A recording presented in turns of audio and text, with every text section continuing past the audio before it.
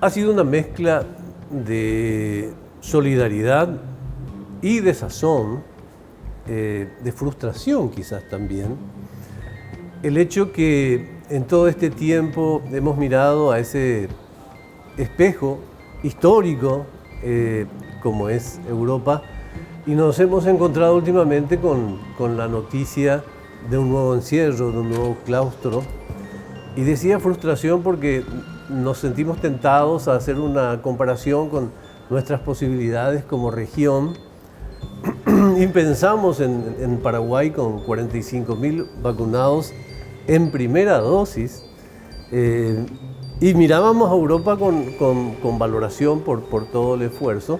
Y digo, hubiéramos estado muy tristes si no fuera porque la ciencia nos explica los hechos que acontecen y trata de ofrecernos respuestas que son muy importantes para contraponer a los anticiencia, a los antivacunas y a los frustrados de profesión, digamos, ¿no? Entonces, en estos días leyendo un artículo con el doctor Rafael Toledo, que es catedrático de parasitología e inmunoparasitología de la Universidad de Valencia, me encontré con una cuestión que me parece que es vital. Saber diferir entre contagio y enfermedad. Porque allí radica en este momento también la discusión en Paraguay cuando señalan, no, se vacunó pero volvió a enfermarse. Doctor Rafael Toledo, gracias por su tiempo. Buenas noches, ¿cómo está? Muchas gracias, buenos días.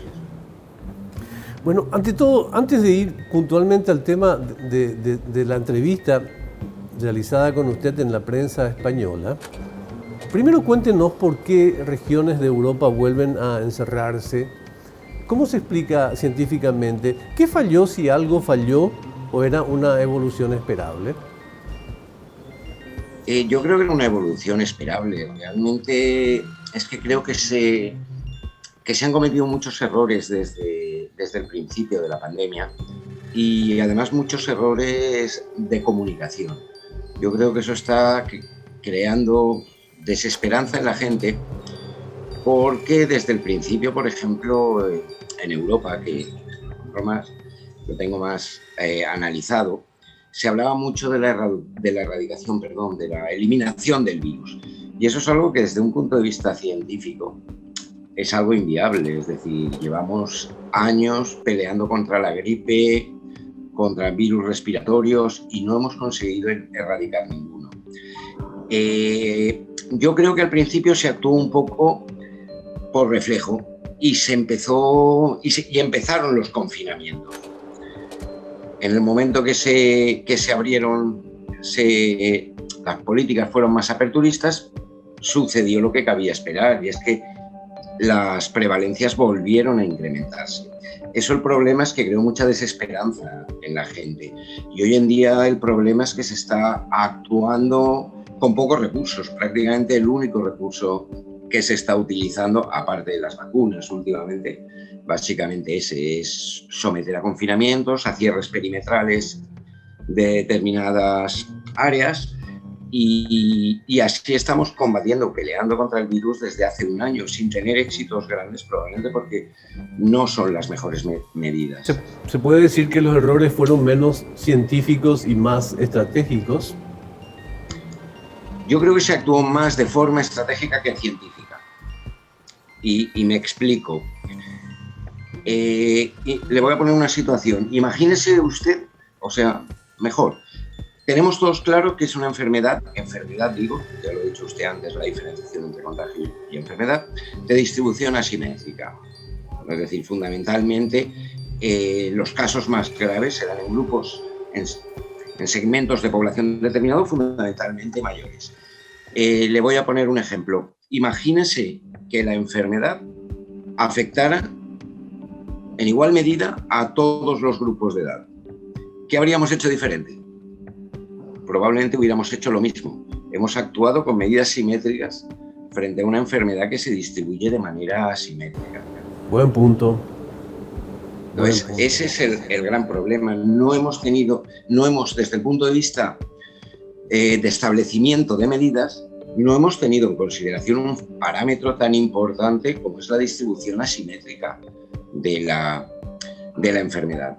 Probablemente hubiera sido mejor tanto sanitariamente como incluso socioeconómicamente o sociopolíticamente, como quiera decirlo, medidas específicas de protección para aquellos grupos en los que la enfermedad cursa de manera más grave y una mayor libertad para el resto de población en las que la enfermedad es asintomática o muy leve.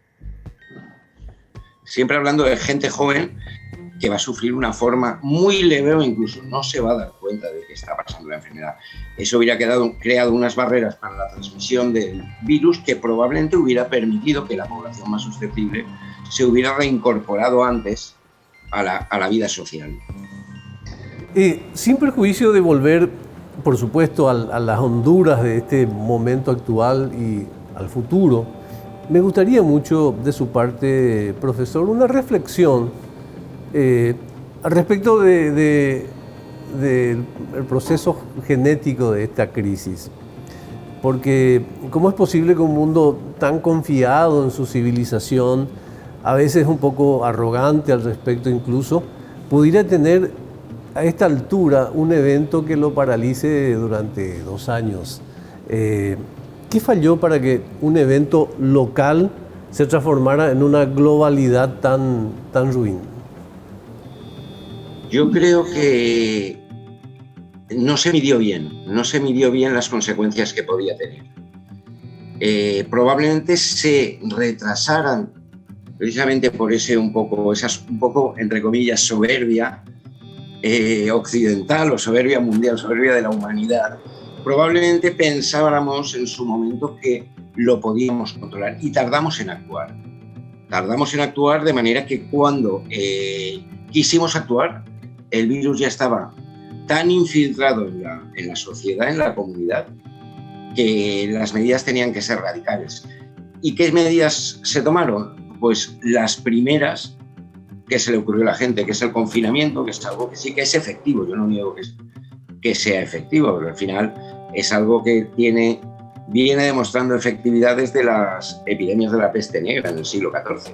O sea, y va funcionando. El problema es la evaluación de coste-beneficio. Es decir, funciona, pero tiene un coste enorme. Yo creo que fundamentalmente es que no se supo medir, se pensaba que se había controlado y cuando se actuó tarde. Se actuó tarde y con medidas, no voy a decir poco científicas, pero no las más científicas, sino medidas que todos conocíamos y sabía que es el aislamiento personal. Pero el problema es que luego tiene mucho daño, tiene como consecuencia daños muchas veces irreparables. Tenemos que observar este fenómeno como un episodio centenario o podemos vislumbrar la posibilidad de un nuevo capítulo en breve a consecuencia de los procesos de degradación ambiental y todo lo que se atribuye también como componente de esta erupción, doctor. ¿Qué puede pasar en el futuro? ¿Qué puede pasar? Con virus respiratorios es complicado que se dé en un periodo de tiempo relativamente largo. Lo que pasa es que pandemias hemos tenido más. Lo que pasa es que no eran tan fáciles de transmitir. Y no estoy hablando de SARS-CoV-1 ni de MERS. Estoy hablando, por ejemplo, de VIH, por ejemplo, de HIV. Una pandemia que en los años 80 y 90, es decir, estoy retrocediendo de 30 a 40 años. Tampoco me estoy yendo a la gripe española de primeros del siglo XIX, ahora hace 100 años. Que se dé con un virus respiratorio, para que se dé una pandemia, un virus tiene que tener unas características muy determinadas. Es decir, tiene que ser muy transmisible y poco patógeno, porque si no, no se va a poder expandir. ¿Qué quiero decir con esto? Vamos a suponer un virus que es todo lo contrario, muy patógeno, y también muy transmisible. Por ejemplo, el virus del ébola, que lo conocemos todos. ¿Por qué no provoca pandemias? Porque debido a esa patogenia tan rápida y tan florida, tan aparente, es muy fácil aislar a los enfermos. El gran problema que tiene una enfermedad, un virus como SARS-CoV-2, es que en la mayoría de casos cursa de manera muy leve, con lo cual es muy difícil identificar al transmisor, y el transmisor está circulando por medio de la comunidad y transmitiendo el virus, con lo cual se va expandiendo, y para cuando queremos controlarlo, como decía hace un momento, ya está completamente establecido e infiltrado en la sociedad. Que se den pandemias, para que se den pandemias, cualquier patógeno tiene que recurrir tiene que cumplir, todas esas características, y no es tan sencillo que se dé. Se pueden dar brotes, como se han dado casos de ébola, brotes de Zika, virus de Zika y de otros, pero que llegue a pasar desde los animales al hombre un virus que tenga y que cumpla todos esos requisitos no es tan sencillo.